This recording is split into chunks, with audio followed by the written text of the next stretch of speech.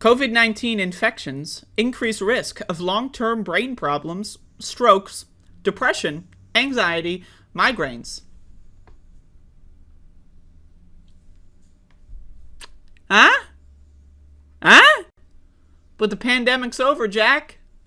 The pandemic's over, Jack. Don't worry about it. Reminder, the CDC, their default guidelines, they're called community levels, right? They have two charts, two ways of interpreting data.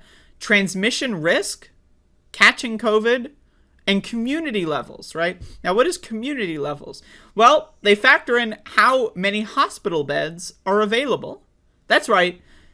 The default CDC guideline is if you get sick, you'll be able to go to the hospital and therefore the risk is minimal. Also, according to CDC data, which is severely undercounted in my opinion, 82% of people in this country, human beings in this country, 82% under the age of 18.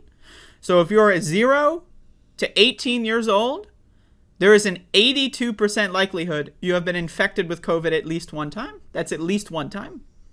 There's no way that they can track repeat infections. But at least once, 82% of people under the age of 18. That's fucking crazy. So let me get this straight. Kids being forced to become prisoners, sent to school with a deadly virus, get the deadly virus, right? And then it fucks up their brain during a key developmental stage, puberty, key developmental stage. Their brain's getting fucked up. Let's see. How does this fuck up your brain? So, stroke, seizures, memory, and movement disorders are among problems that develop in the first year after infection. If you've had COVID-19, it may still be messing with your brain. According to new research, those who have been infected with SARS-CoV-2 virus are at increased risk of developing a range of neurological conditions in the first year after infection. Now, once again, we have good news. The CDC director said this. Good news. Only people with comorbidities are at risk of serious illness and death. It's great news. Now, we know, if you watch my show, you should know, 93% of Americans have metabolic syndrome, some form of metabolic dysfunction. Their bodies aren't working properly, right? So, I don't know, man. 93% of the country has a comorbidity. 82% of kids are getting COVID. It's going to create a lot of fucked up motherfuckers, if you ask me. So, a comprehensive analysis of federal health data reveals that such complications include strokes, cognitive and memory problems, anxiety, depression, and migraine headaches. In addition, the post-COVID brain is associated with movement disorders, from tremors and involuntary muscle contractions to epileptic seizures. Balance and coordination difficulties, and hearing and vision abnormalities, as well as other symptoms similar to what is experienced with Parkinson's disease. All right. The findings by researchers at Washington University School of Medicine in St. Louis. Why is there a Washington University in St. Louis? What the fuck, man? And the Veterans Affairs St. Louis Healthcare System were published on September 22 in the journal Nature Medicine. Our study provides a comprehensive assessment of the long-term neurological consequences of COVID-19. Past studies have examined a narrower set of neurological outcomes, mostly in hospitalized patients. We evaluated 44 brain and other neurologic disorders among both non-hospitalized and hospitalized patients, including those admitted to the intensive care unit. The results show the devastating long-term effects of COVID-19. These are part and parcel of long COVID. The virus is not always as benign as some people think it is. Overall, COVID-19 has contributed to more than 40 million new cases of neurological disorders worldwide. It's worldwide, not nationwide. So factor that in, right? There's a lot more people in the world than there are in the U.S. So we got an infographic here. I love infographic. Common effects: memory problems or brain fog, dizziness, muscle and joint pain. Now again, have you ever gotten you ever been injured? You know, like a couple of weeks ago or a month ago, I had this mouth sore thing going on, right? I was complaining about it every day. But you ever have like some health issue, like you hurt your leg, whatever, you don't walk on it for a week, and then it's a new normal. Yeah, I have to chew with the left side of my mouth, right? Yeah, I can't use my hand because I cut it up and it's in bandages. Yeah, I need a crutch to walk. You just get used to it. Right? Now, in these instances, there's something identifiable. Oh, I've got an injury. Oh, I've got like a sore, right? I can point my problems at that. Right? People get COVID. They recover, they think, right? The doctor says they can go home. 3 months later, right? They're still like, I don't feel too well. Brain fog, right? Again, brain fog. What does that mean? It's like a cluster of symptoms that are really kind of unidentifiable. You feel tired. You feel drowsy.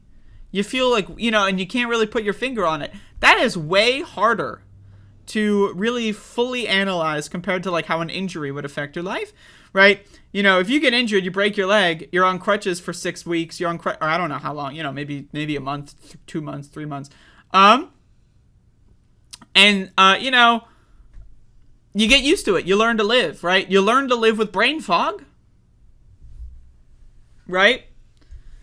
And what does that do to a population where an extensive amount of this population is going to just have a permanent neurological disability? They're not going to be able to think as rationally, right? They're going to be more irritable, right? We did studies in this country. Leaded gasoline. There was we can look at Flint, Michigan. There was studies done, right? Lead in the water in Flint, Michigan, leaded gasoline in nationwide, that we found that it reduces your IQ, right? And increases your likelihood and propensity to engage in violence. Right? Populations, the generation previous to mine, the Generation X, right, who had to deal with leaded gasoline, there were studies that found that those people that were in those high leaded gasoline environments, like cities versus rural, or people that were in Flint, Michigan during the peak of the water crisis, right, have less of an IQ, more neurological disorders, or have a higher propensity for violence. So you throw brain fog into that, right? People are not able to think as rationally. They're less likely to engage in logical reasoning. They're more likely to get irritable. They're more likely to engage in violence, right? When someone is like tired, right, they can get grouchy. Think about that. But expand that to this person is tired all the fucking time. So, moderate strokes, numbness and tingling, autonomic nervous system disorders, headaches and migraines, epilepsy and seizures, involuntary muscle twitching. I've had a lot of people that have told me that they've had COVID and they get a lot of headaches. So that's something I can say I've heard a lot of people talk about.